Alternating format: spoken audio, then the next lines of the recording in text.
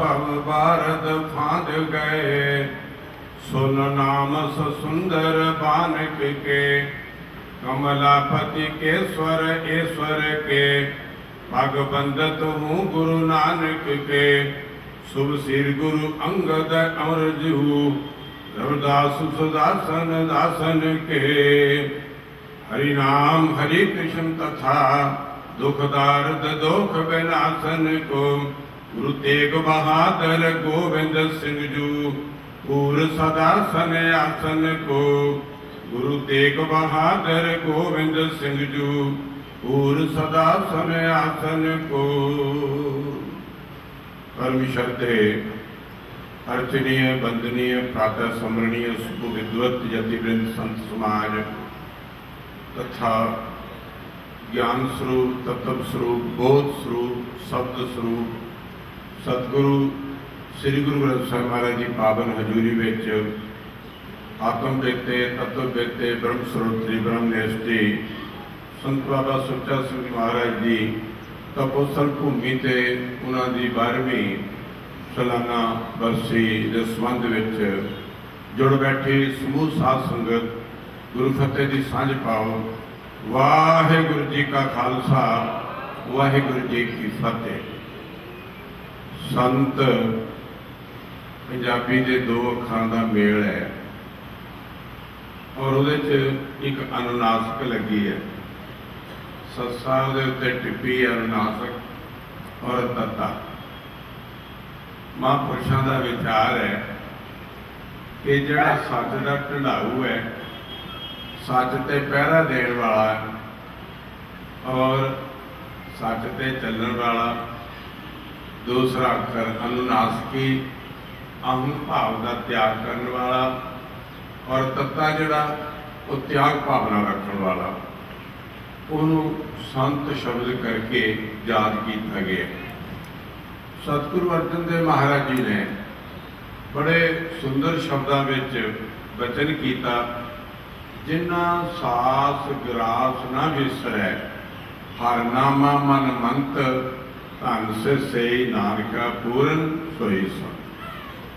कबीर साहब ने एक वचन किया, कबीर पारस ते चंदन तिन है एक सुगंध, तिहमन दो उत्तम भय लोह काट निर्गंध। चंदन ते पारस विच फर्क दर्शाया। जिहड़ा चंदन की संगत करता कोई दरख्त भी है, वो चंदन की सुगंधी लैके ते चंदन सरीखा बन जाता। पारस की संगत करने वाला जिहड़ा लोहा है ना, वो भी सोना बन जाता, उत्तम धातु बन जाती। एक अनाथदास जी महापुरुष होए ने, उन्होंने विचारमाला का छोटा जिहा ग्रंथ लिखा, उहदे बड़ा सुंदर विचार दिता। वो कहते ने, पारस अते संत में बड़ो अंतरो जान। बहुत बड़ा फर्क है संत विच ते पारस विच, बहुत फर्क है। वह लोहा कंचन करे, वह करे आप समान। पारस केवल लोहे नूं सोना बना सकता है, पर ऐसी पारस विच कोई ताकत नहीं है, कोई शक्ति नहीं है कि वो अपने बराबर किसी को पारस बना ले। दूसरे पासे संत, संत जिहड़ा है ना, उसकी संगत विच चोर आ जाए, ठग आ जाए, विषयी आ जाए, कहीं झूठ बोलने वाला आ जाए, किसी किस्म का भी मनुख अगर संत की संगत में आ जाए तो स्वामी जी कहते हैं, नाथ जी वह करे आप समान। संत नूं अपने गुण दे करके तो अपने बराबर अपने सरीखा कर लेगा। सवाल पैदा होता है भी संत नूं भी किसी मां ने पैदा किया है, संसार के लोग भी वो भी माता के गर्भ चो जन्म लैके आए ने, पर फर्क की है, संत च की फर्क है?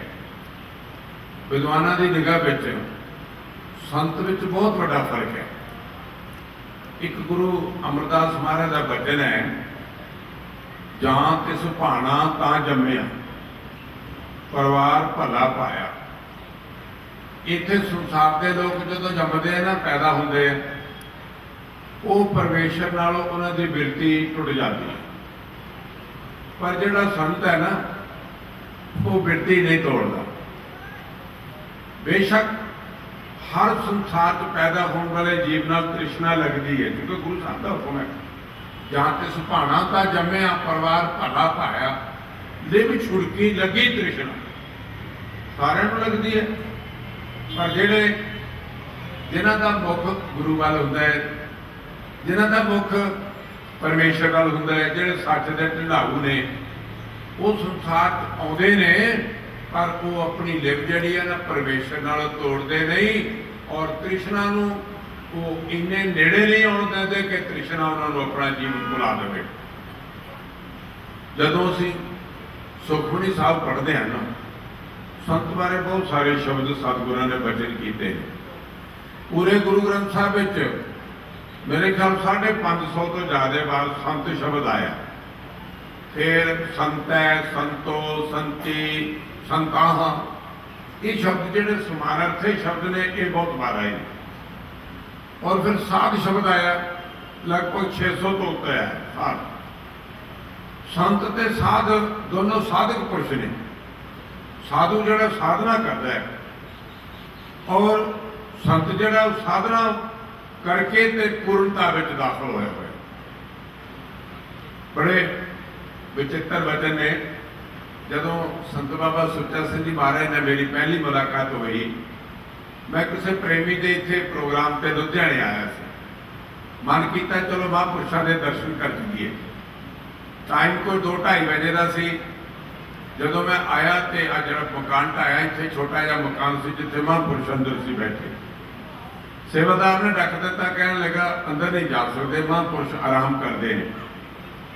मैं छोटी जी गल आखी, मैं क्या संत तो आराम करता ही नहीं, जेडे संसार दे विच लोकी माया च एक्सप्रैस हो के आराम करते, संत तो उन्हें जगाण आउंदा है।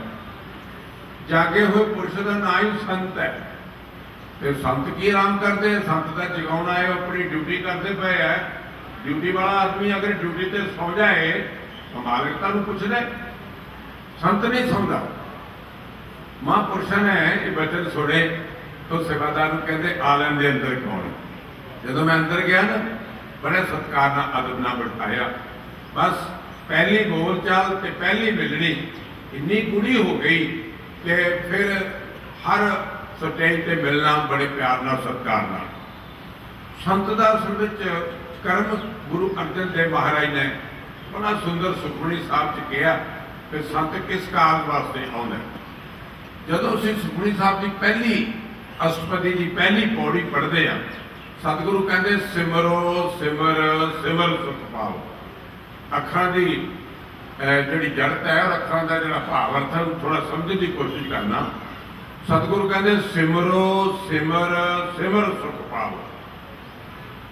संसार के लोग सुख चाहते हैं, दुख कोई चाहता ही नहीं। ते सतगुरां ने इस सिमरन के नाल ये गल जोड़ दी, कल कलेस तन माहे मटाओ। फिर सतगुरु कहते सिमरो जास विसंबर एक है, नाम जपत अगंत अनेक है, वेद प्राण सिमरत सुधाकर, किन्ने राम नाम एक आकर।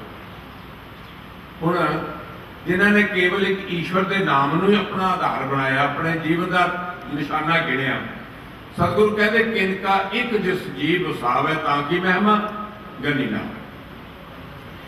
यही शब्द जिहड़ा ना सिमर शब्द है। फिर दोबारा सतगुरु जी एक अष्टपदी में वर्णन करते हैं, और गुरु अर्जन देव जी मुखातब कर रहे हैं उन्हें सिमरन करने वाले लोगों, संतां लोगों, साजन संत करो एहो काम। इत्थे काम का जिक्र किया, तुसीं की करना है। साजन संत करो एहो काम, आन त्याग जपो हर नाम, फिर सिमर सिमर सिमर सुख पावो, आप जपो अवै नाम पाओ। इत्थे महापुरुषों ने सतगुरु अर्जन देव महाराज ने 3 बारी सिमर शब्द वरत्या। सिमर सिमर सिमर सुख पावो, फिर आप जपो अवै नाम जपाओ। ये महापुरुषों की ड्यूटी लाई। कदे समा सी, ये बिल्कुल उजाड़ थां सी, भट्ठे वाली उच्ची नीवी थां बिखड़ी सी, फिर संत महापुरुष आण के बैठे थे। हुण संत वास्ते सतगुरु कहते जिथे बैसन साध जान। संत साध शब्द कोई फर्क नहीं है। गुरु जी कहते जिथे बैसन साध जन सो थान सो अंदा। मैंने प्रमाण की लोड़ ही नहीं, किसी थां बारे देख ही रहे हो। वो सेवन समर्थ अपना विरसा सब मंदा। संत जागदा है। जिन्होंने महापुरुषों ने मैंने विद्या पढ़ाई ना, वो पढ़ाते पढ़ाते एक दिन कह लगे भी संत नूं संसार सुता ना देखे। मैं क्या महाराज जी भी संत सोवे ना? कहते नहीं, संत नूं सोना चाहिए। गुरु गोबिंद सिंह महाराज ने वचन किया अल्पहार सुलभ सी निद्रा। ये संत वास्ते, संसारी पुरुष का खाएगा पर संत लिए अल्प आहार सुलभ सी निद्रा नेम के लखन बढ़ावो। मैं कहा जी गल समझ नहीं आई। कह लगे बेटा जो सारे संसार के लोग सौ जान तो संत बाद में सोवे, और जो सारे संसार के लोग जागण तो संत पहला उन्होंने तो उठ के जाग पवे, स्नान पानी करके ते प्रभु के नाम नाल जुड़े। संत जीवन की कोई चाल है, वखरी है। संत भी खांदा है, संत नूं भी कदे गुस्सा आउंदा, संत नूं भी क्रोध आउंदा, संत का भी व्यवहार संसार में है, पर संत कदे उसनूं मन करके नहीं करता। वेदांत पढ़ोगे ना, ਉਹਦੇ ਚ ਇੱਕ ਪ੍ਰਕਿਰਿਆ ਆਉਂਦੀ ਹੈ ਕਿ ਜਿਹੜੇ ਕੰਮ ਨੂੰ ਅਸੀਂ ਮਨ ਕਰਕੇ ਨਹੀਂ ਕਰਦੇ ਉਹ ਕੰਮ ਸਾਡੇ ਕਰਮਾਂ 'ਚ ਨਹੀਂ ਗਿਣਿਆ ਜਾਂਦਾ। ਸੰਤ ਕੋਈ ਕੰਮ ਕਰੇ ਤਾਂ ਉਸ ਕੰਮ 'ਚ ਉਹਦੀ ਬਿਰਤੀ ਨਹੀਂ ਹੈ, ਬਿਰਤੀ ਨਾ ਹੋਣ ਕਰਕੇ ਉਸ ਕਰਮ ਦਾ ਫਲ ਸੰਤ ਨਹੀਂ ਭੋਗਦਾ। ਮਹਾਂਪੁਰਸ਼ ਕਹਿੰਦੇ ਨੇ ਕਿ ਮਾਂ ਸੰਤ ਕੀ ਕਰੇ, ਸੰਤ ਦਾ ਜੀਵਨ ਕੈਸਾ ਹੋਵੇ। हमने तुसी शब्द सरवण किया भाग ठड़े हर संत तुम्हारे जिन कर धन हर नाम। ये वस्तु है, ये जो सौदा कट्ठा करने वाला महापुरुषों का वो ये है जिन कर धन हर नामा। संसार के लोगों को बहुत माया, बड़िया बड़िया बड़िया कोठियां ने, पर कदे किसी ने कोठी को सलाम नहीं किया, नमस्कार नहीं किया, सिर नहीं झुकाया।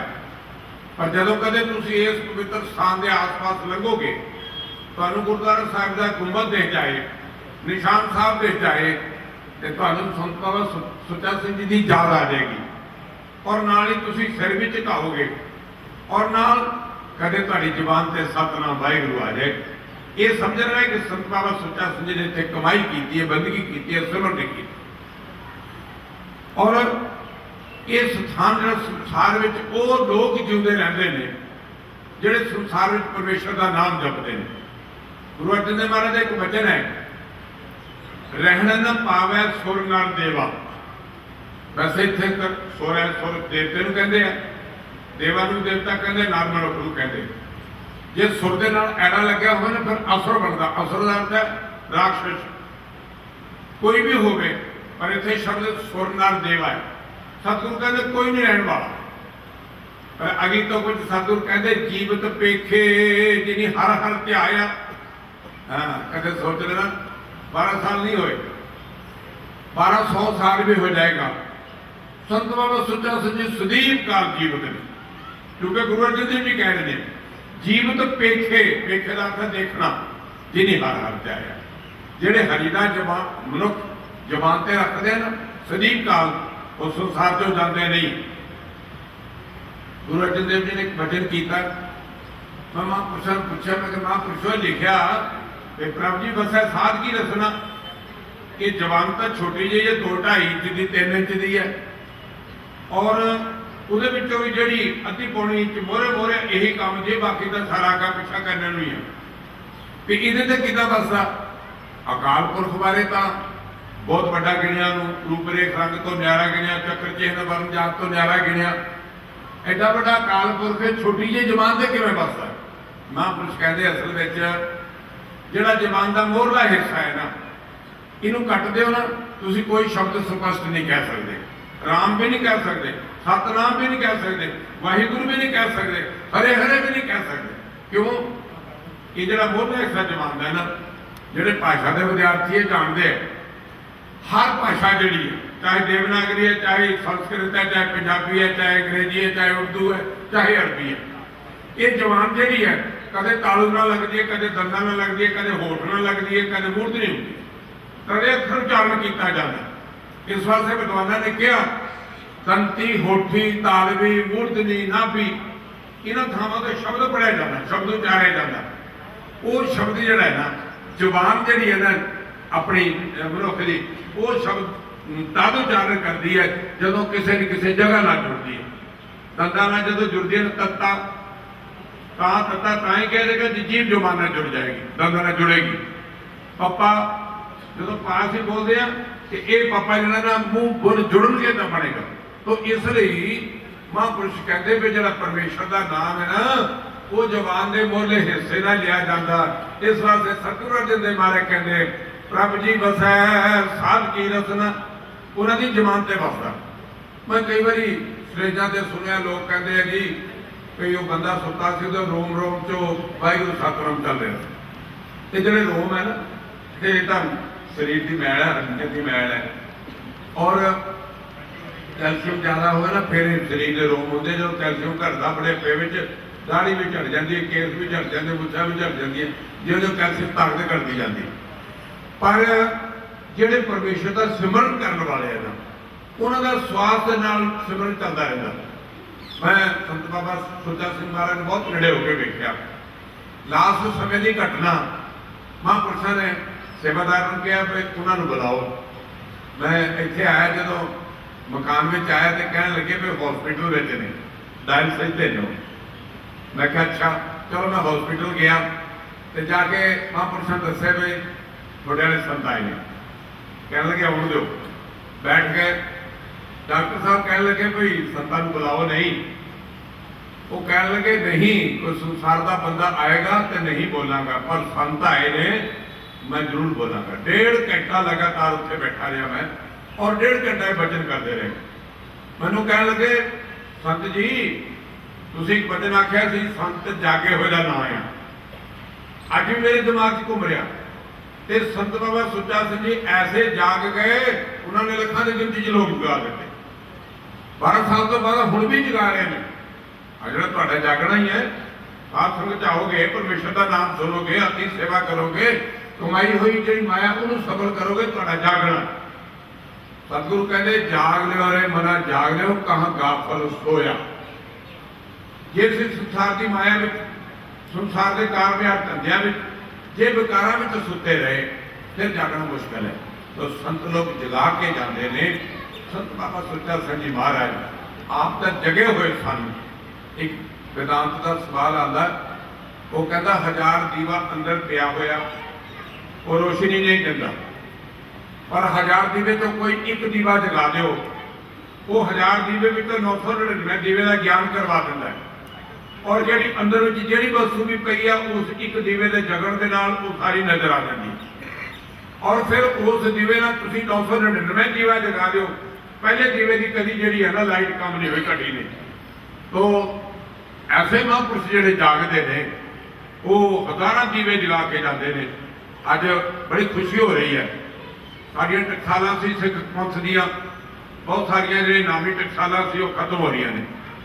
संत महाराज दस रहे थे भी 150 के लगभग विद्यार्थी है और वो विद्यार्थी जरा नेता प्रति अभ्यास कर रहा, कोई बाणी कंठ कर रहा, गुरु ग्रंथ साहब की कथा पढ़ रहा, गुरु ग्रंथ साहब की श्रद्धा कर रहा, कीर्तन सीख रहा।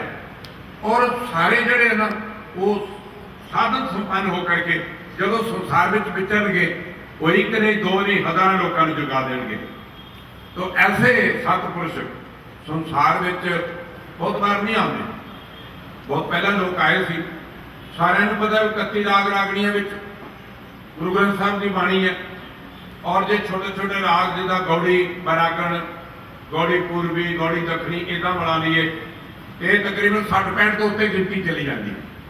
और जोड़े राग के ज्ञाता ने वो जानते हैं बहुत सारे जोड़े राग है वो गुरु ग्रंथ साहब विच ने। पर संत बाबा सुच्चा सिंह जी ने एक बड़ी विलक्षण सोच उन्होंने दिमाग च आई भी ये जो तंती सुर जोड़े तंती के साज जोड़े गायब हो रहे हैं।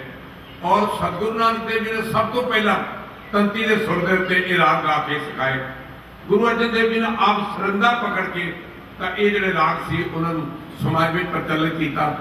और इस जागृति को लियाउण वास्ते समाज में विद्यार्थियों को पुरातन परंपरा नाल जोड़न लई जिथे संत बाबा सुच्चा सिंह जी महाराज ने बड़ी अणथक मेहनत की है। मैं समझना जिस तरह बहुत सारे स्थान है बने बनाए मिले ने 4-4 पीढ़ियों तो बने ने पर संत बाबा सुच्चा सिंह जी ने आप स्थान ਨੂੰ ਬਣਾਇਆ और लोगों ਲਈ ਇਹ ਪਰਉਪਕਾਰਲੇ ਨੂੰ ਖੋਲ ਦਿੱਤਾ। ਅੱਜ ਉਹਨਾਂ ਦੀ ਜਗ੍ਹਾ ਬਹੁਤ ਹੀ ਪਿਆਰ ਵਾਲੇ ਜਿਨ੍ਹਾਂ ਦੀ ਸੂਰਤ ਤੇ ਸੀਰਤ ਵੀ ਕਹਿਣੇ ਯੋਗ ਨਹੀਂ, ਭਾਵ ਸ਼ਬਦਾਂ ਦੀ ਮੁਤਾਜ ਨਹੀਂ। ਮੇਰੇ ਕਹਿਣ ਤੋਂ ਭਾਵ ਹੈ ਸੰਤ ਬਾਬਾ ਅਮੀਰ ਸਿੰਘ ਜੀ ਉਸ ਪਰੰਪਰਾ ਨੂੰ पूरी तरह तनदेही नाल दिन पर रात एक करके उन्हें चला रहे हैं। मेरी कामना है जिथे मैं महापुरुषों को श्रद्धांजलि, वाकांजलि, भावांजलि समर्पित कर रहा बाणी विराम दे रहा, उत्थे महापुरुषों के प्रति कामना करदा कि इस सिख कौम का बहुत बड़ा खजाना है जिहड़ा तुसीं ये प्रदान कर रहे हो। गुरु कृपा करे इन्हूं प्रदान करते रहो और महापुरुषों दीआं ये जिहड़ियां वरसियां ने ये तो एक साधन है, एक तरीका है। असल में गुरबाणी प्रचार, गुरु कीर्तन और इस परंपरा को अगाह तोड़न का एक बड़ा उपराला इन्हें बचन कहता होया मैं बाणी को विराम देना। बुलाओ फतेह। वाहिगुरु जी का खालसा, वाहिगुरु जी की फतेह।